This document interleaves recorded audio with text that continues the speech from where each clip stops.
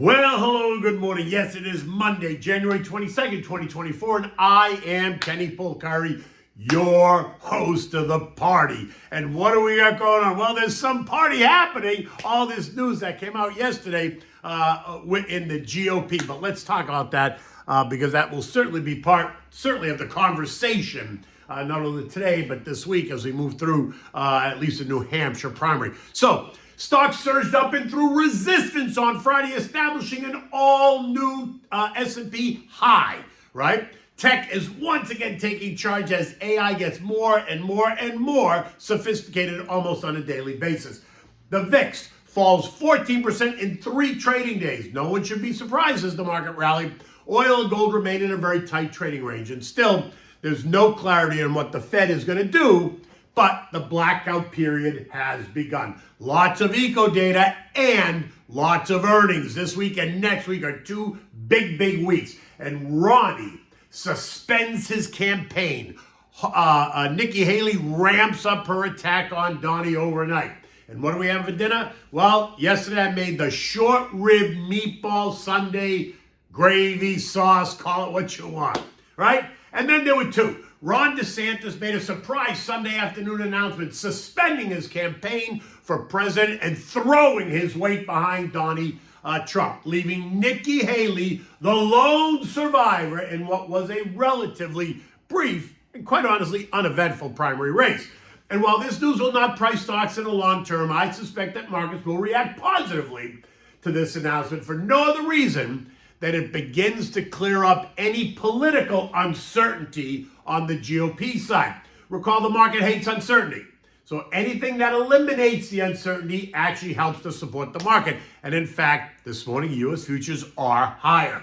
I guess now we have to watch what the Democrats are going to do in response to what appears to be the fait accompli, right? A second act for the former president. Remember, a fait accompli essentially means that something has already happened. There's no other option other than acceptance. Now, will this drive the Democratic Party to consider urging JoJo to move over and let somebody else take the wheel? Because given what the polls say, and I know it's early, a Trump-Biden race is then a Trump win. So this may now force the Democrats to reconsider their current strategy. But hey, that's just one man's opinion. All I will say is that this has now entered the second stage of the race. So on Friday, stocks advanced broadly, right? And bonds advanced as well, sending yields lower as the Taiwan semi-news, right? Think that solid growth and upbeat guidance and the Apple upgrade continue to fuel the fire that it has engulfed the tech space. And then on Thursday evening, after the bell, SMCI, Supermicrocomputer, joined in the fun, announcing preliminary results that only continued to fuel that advance. On Friday, the stock soared to a record, jumping 100 points just in one swift move, going from a $300 stock to a $400 stock in seconds, right? That's a 34% jump in a $300 stock. I mean, just think about that for 1 second. Which only suggests that investors and algos are yearning for anything that sounds like the next tech opportunity. Preliminary results suggested earnings per share of $5.40 to $5.55 a share versus the estimate of $4.55. Net sales of $3.6 billion versus $2.6 billion. And that's all the street needed to hear, because what it says is that the tech sector is now expected to blow the doors off the bus during earnings season. We're going to find out next week. But if they don't, it's going to get ugly fast. As of Friday, year-to-date performance, that's 3 weeks, has the XLK up 4%, the Nasdaq's up 2%, the semis are up 7%, cybersecurity's up 3.5%. Now, just so you understand the relationship, Taiwan Semi supplies chips to Nvidia, as well as a host of others. And if Taiwan Semi sees better days ahead, then we have to assume that Jensen Huang, right, Nvidia CEO, and many of the others are about to stun investors when they report in the coming weeks. Nvidia is now up 20% alone in the first 3 weeks of this year. And in my opinion, it's only going higher. Talk of an Nvidia split is also gaining steam. Think maybe when they announce their earnings and only giving additional life to the stock that now is kissing $600 a share. In the end, it was an exciting day across the board, right? The Dow added 400 points or 1%. The S&P up nearly 60 points or 1.25%. The equal weight S&P up 50 points, the Nasdaq up 255 points or 1.7%. The Russell up 21 points or 1.1%, and the Transfers gained 102 or 7/10. Bonds, represented by the TLT and TLH, were also both higher, ending the day up 0.3 and up 0.2 respectively. The 2-year yield is now at 4.38, and the 10-year is yielding 4.12%. And as stock prices rose, guess what? The VIX fell because the VIX is the fear index. We discussed this inverse relationship last week. When people feel good, the fear goes away.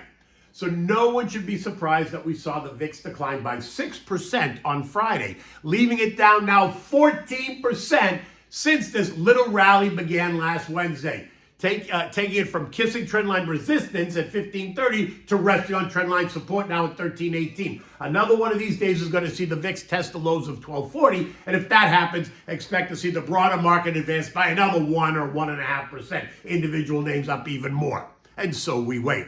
Oil continues to hug the trend line at 73.70-ish, closing just below it like 73.40. The ongoing conflict in the Red Sea keeps it on edge.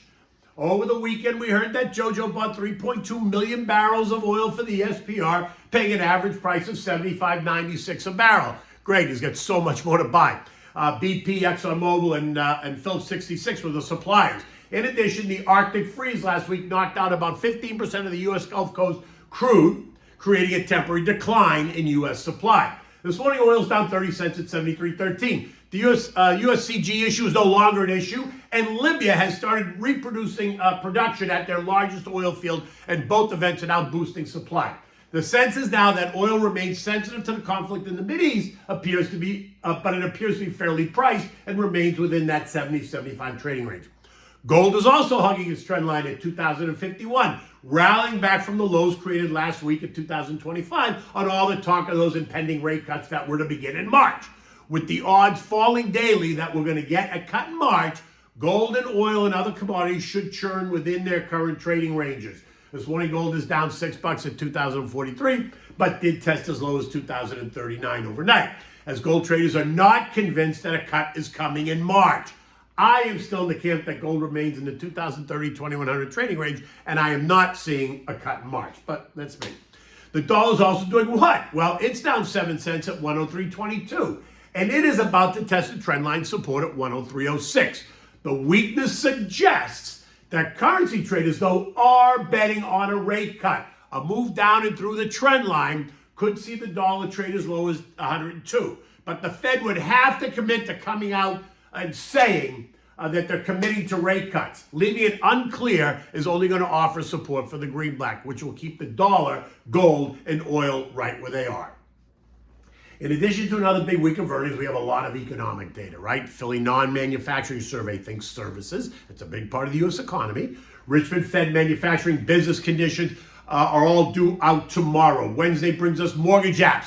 S&P manufacturing PMI of 47.5, which is contractionary. S&P services PMI of 51, that's expansionary. Later in the week, we're going to get new home sales, which are expected to be up 10%. Which does make sense since we saw mortgage apps up big last week, while existing home sales were down, though. So here's what we discussed. Remember this. Home builders can make buying a new home much more enticing versus someone going out to buy an existing home. Why?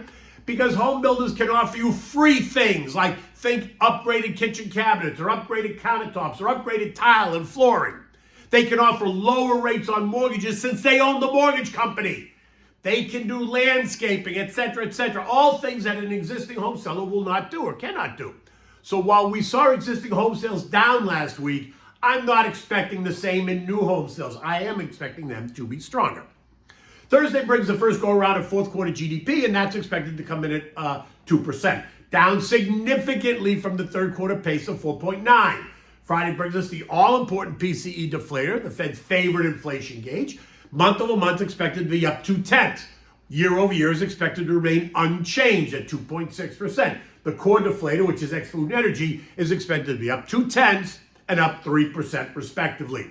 This week also marks the start of the Fed's blackout period, ahead of next week's FOMC meeting on the 30th and 31st. So expect any new Fed commentary to come through either Goldman Sachs or Nikki T at the Wall Street Journal. And when it does, it's going to be presented as if it's their view on what the Fed will do. Capiche? Wink, wink.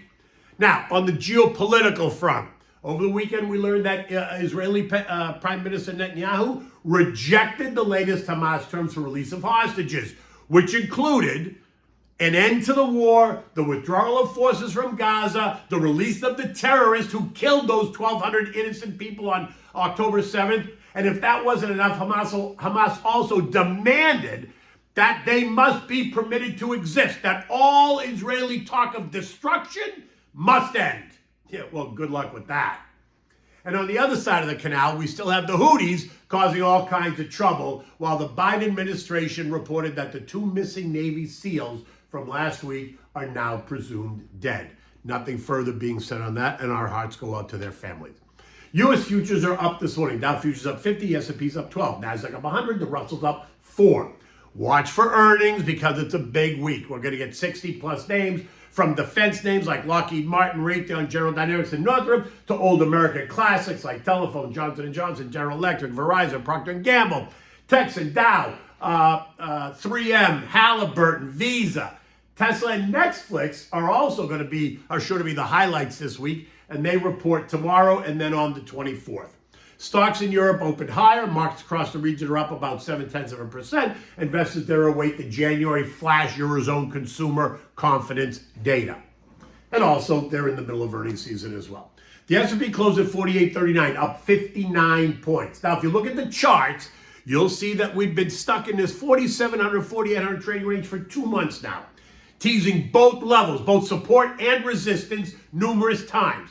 The breakout that we saw on Friday now suggests that the momentum is building and that the path of least resistance is up versus down. Now, many are still asking, when is the Fed going to pivot? Last week, the odds suggested it was an 80% chance of a March cut.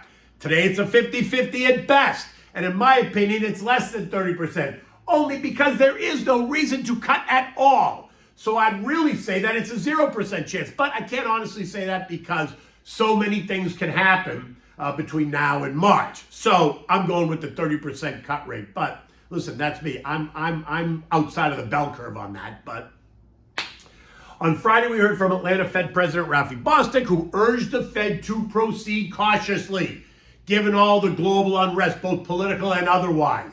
Earlier in the week, San Fran's Mary Daly, remember her, if you even give her any credibility, she also warned of cutting rates too quickly, saying that it would be premature to think interest rate cuts are just around the corner, while Philly's Patty Harker seems to be assured that inflation is under control, giving the sense that he is all in on a rate cut. So in the end, what do we have?